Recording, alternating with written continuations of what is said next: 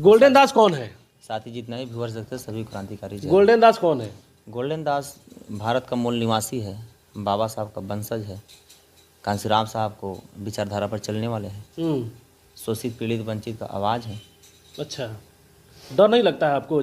थाना में चल जाते हैं ताला मारने के लिए, इतना साहसी कहाँ से लाते हैं? भाई साहब, हमारे माँ बहन को जो रोज़ बलात्कार कर रहा है पूरे देश में, हमारे बाप भाई को रोज़ हत्या कर रहा है, उसको डर लग रहा है?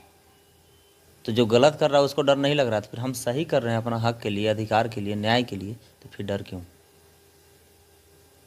अच्छा, आप थाना में जाते हैं तो थाना अध्यक्ष दरोगा गाली भी देते हैं, ऐसा क्यों करते हैं? हम गाली कहाँ देते हैं भाई? कहाँ गाली देते हैं? अगर गाली हम देते हैं तो पुलिस हम पर केस करता। अभी तक कितने जगह केस हुआ है?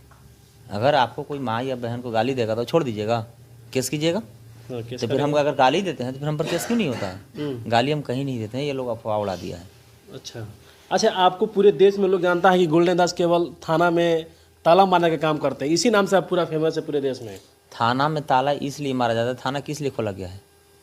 थाना इसलिए खोला गया है कि जो शोषित पीड़ित वंचित हो, गरीब हो, असहाय हो, कमज़ोर हो, उसको न्याय देने के लिए, उसको सहारा के लिए खोला गया है। ना कि जात को देख के जेल भेजो और जात के देख के बेल दो। इसलिए थाना तो नहीं खोला गया है, सबको एक समान न्याय दो। और जहाँ जाति पाति भेदभाव, छुआछूत, ऊंच नीच होगा, जहाँ जाति को देखकर न्याय और जाति को देखकर अन्याय होगा, वहाँ सिकड़ और ताला गोल्डन दास लेकर पहुँचेगा। अब सिकड़ ताला ही नहीं, ज़रूरत पड़ने पर गोल्डन दास साया, साड़ी, चूड़ी और ब्लाउज भी लेकर पहुँचेगा।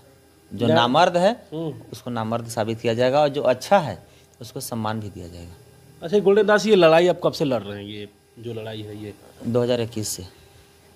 क्या मेन मोटो क्या है आपका इस लड़ाई का? मेरा मोटो है पूरे भारत में क्रांति, पूरे देश में? पूरे देश में। अब पूछिए कैसा क्रांति? कैसे क्रांति होगा? तो एक ज़माना था कि शोषण, जुल्म, अत्याचार, बलात्कार, हत्या जब सीमा चरण पार हुआ था तो भीमा कोरे गांव में 500 चमार 28,500 काट छाट के सब्जी बना दिए थे। तो आज के डेट में भी क्रांति चाहिए, लेकिन वो क्रांति नहीं, संवैधानिक क्रांति चाहिए। सुप्रीम कोर्ट और हाई कोर्ट में कलिजम सिस्टम खत्म होने के लिए क्रांति होनी चाहिए। सुप्रीम कोर्ट और हाई कोर्ट में SC, ST, OBC, मुस्लिम समाज को जज बनाना चाहिए। सुप्रीम कोर्ट और हाई कोर्ट में 90% आरक्षण होनी चाहिए। सुप्रीम कोर्ट और हाई कोर्ट में कंपटीशन से जज बहाल होनी चाहिए। अच्छा स्वास्थ्य मजबूत होना चाहिए।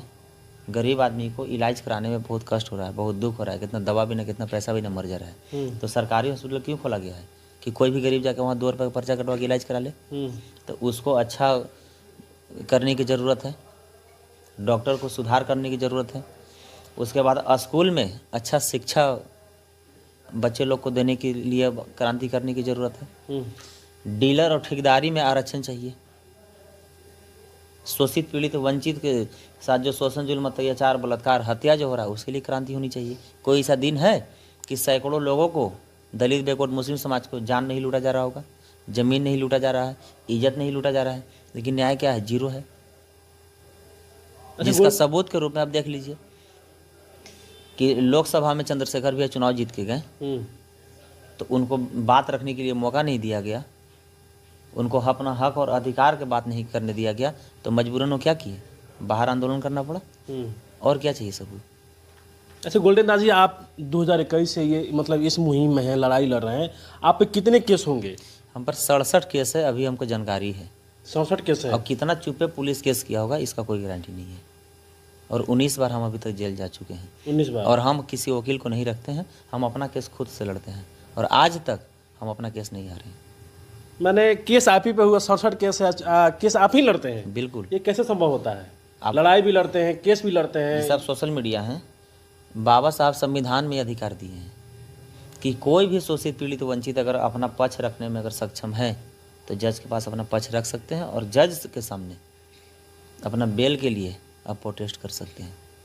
आप हाई कोर्ट का ऑनलाइन वीडियो देखिए, आप सोशल मीडिया एक्टिव रहते होंगे। तीसरी पास, दूसरी पास, 5वीं पास, 70 साल 80 साल के बूढ़ा को देखते हैं हाई कोर्ट के जज के साथ अपना केस को खुद बहस करते हैं, तो फिर हम क्यों नहीं? अच्छा, इस मुहिम में आप अकेले चले हैं, क्या लगता है कि जिस तरह से इस देश में बहुजनों पर अत्याचार, शोषण हो रहा है, ये रोक पाएंगे आप अकेले? बाबा साहब भी तो अकेले चले थे, आज इतिहास बना ना दिए।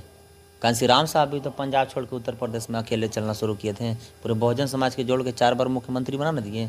बहन कुंवारी मायावती को, तो फिर हम उन्हीं का खून, उन्हीं का वंशज हैं, तो फिर हम क्यों नहीं? उधम सिंह भी तो अकेले थे जो भारत छोड़ के इंग्लैंड जाके जालियाबाग हत्याकांड के इंग्लैंड पार्लियामेंट में जनरल को गोली मारे थे, वो भी तो अकेले ही थे। क्या बोले थे, चलो पूरा भारत गोली मारना है,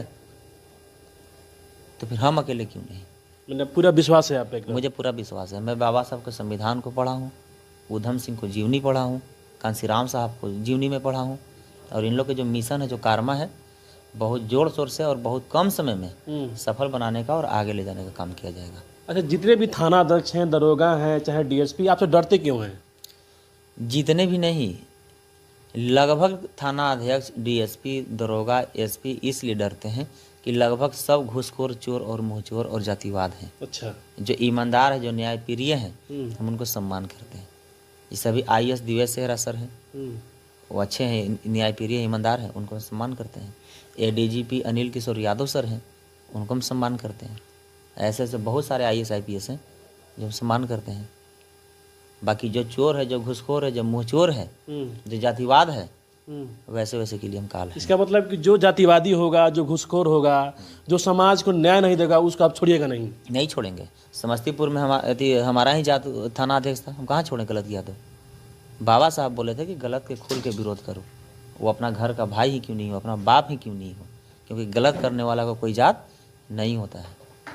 अब मुझे किसी जात से लड़ाई नहीं है, जो जातिवादी मानसिकता के है उनको वैसे वैसे से लड़ाई है। अच्छा, ये लड़ाई आप कब तक ये लड़िएगा? ये अंतिम सांस तक, जब तक हमारे शरीर के कतरा कतरा खून रहेगा तब तक मैं लड़ाई लड़ूंगा।